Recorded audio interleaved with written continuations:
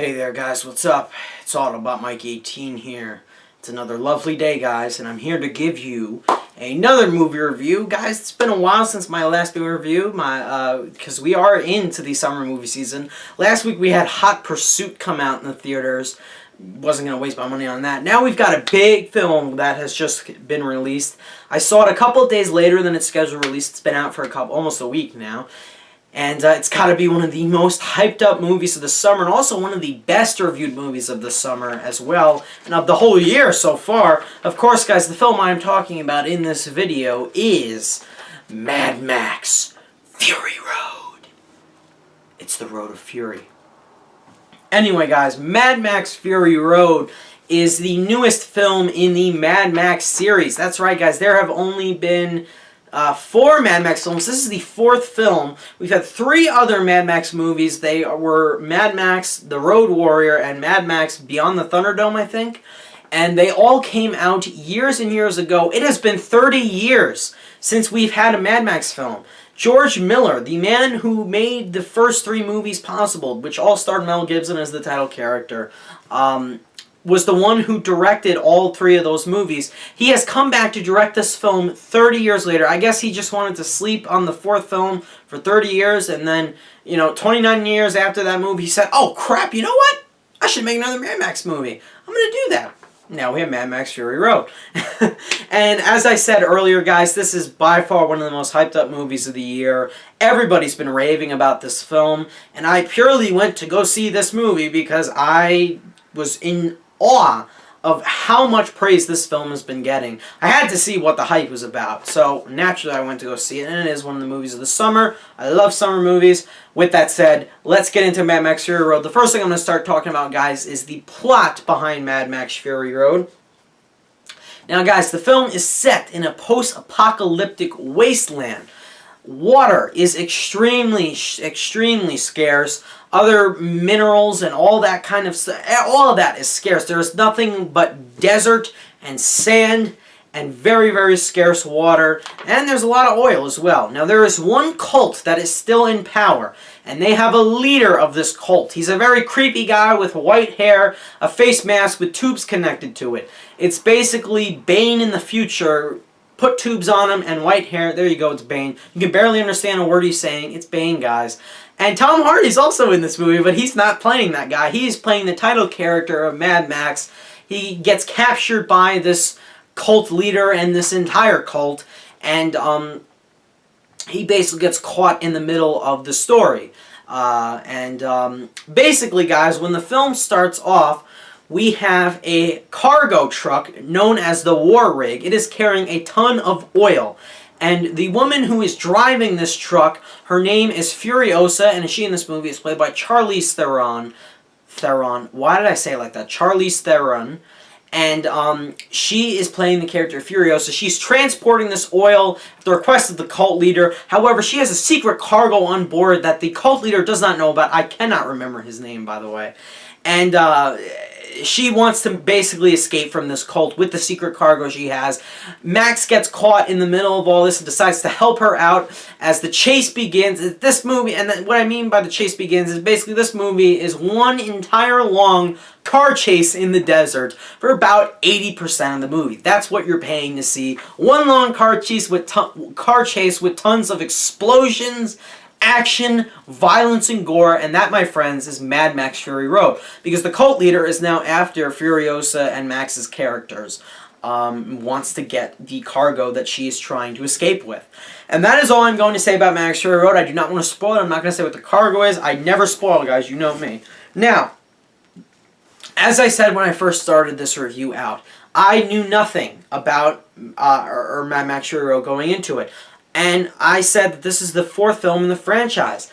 This is a franchise I have never seen nor heard of until Mad Max Fury Road just came out. That's right, guys. I went to see this movie entirely blind. I had seen some of the trailers, but I have not seen the previous Mad Max films before. And one of the reasons why I decided to go see the movie, apart from the fact that it was getting so much hype and I just had to see what all the hype was about, but I went into the movie because I said to myself, you know what?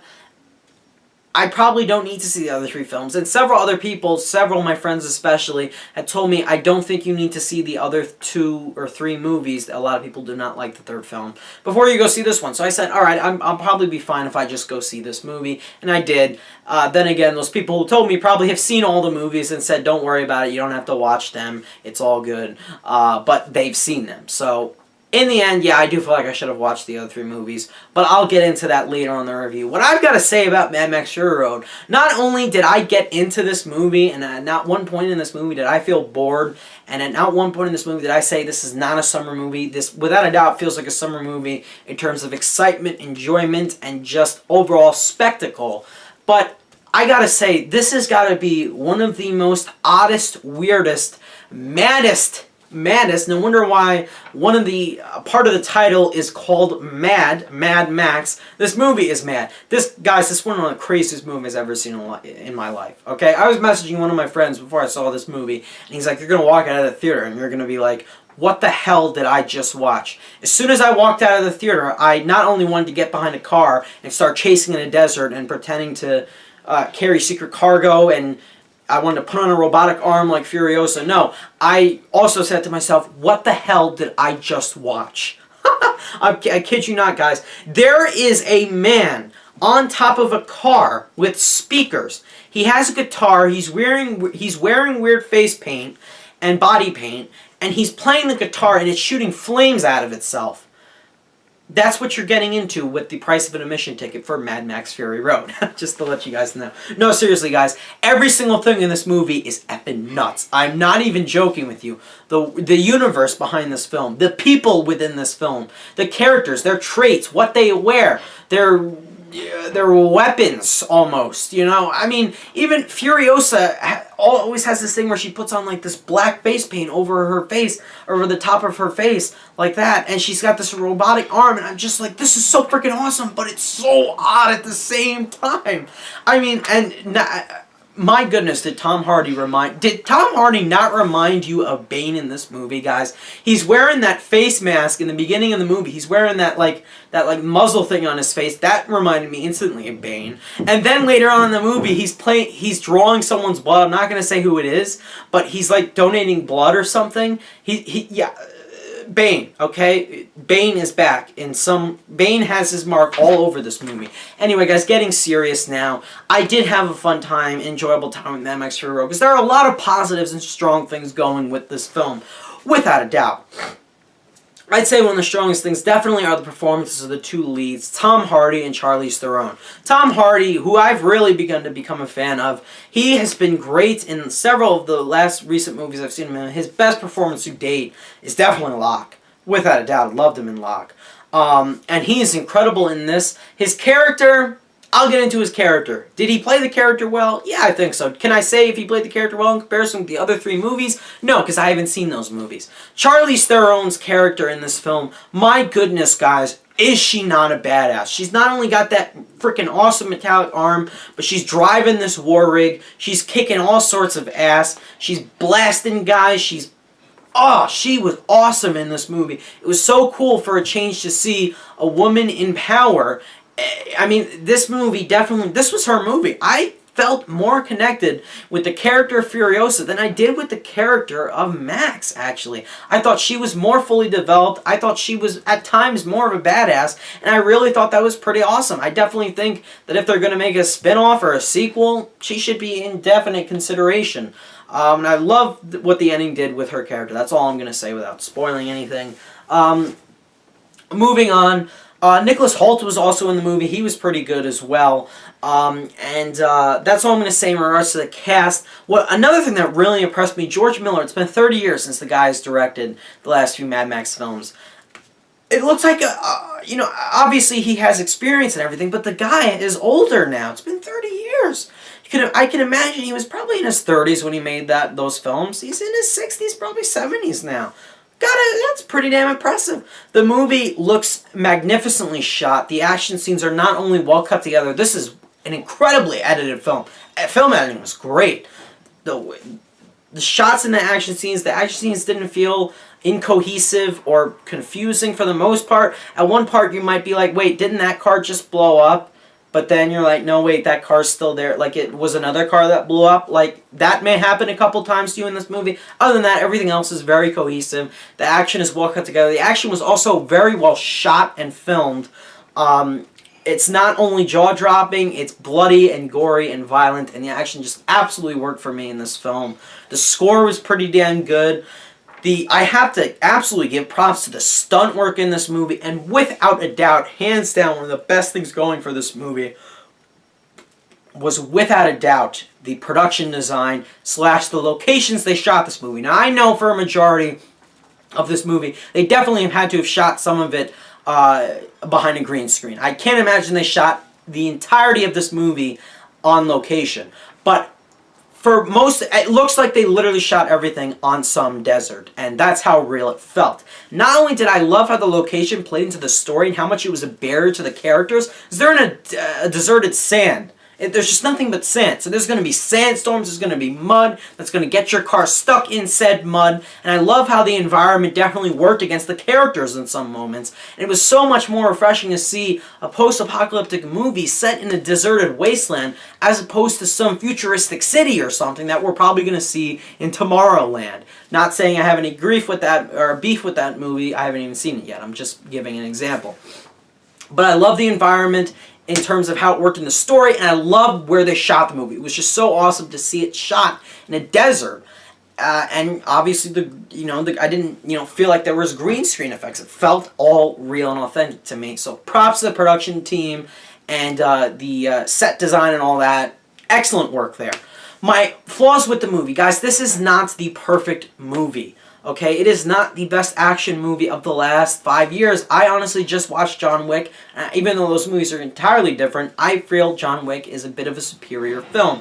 What didn't work for me in this film was certain character development for two characters in the movie that I think needed a little bit more for me to honestly care for them, or hate them in this case, of the villain of the film, who is that cult leader, and Mad Max's character.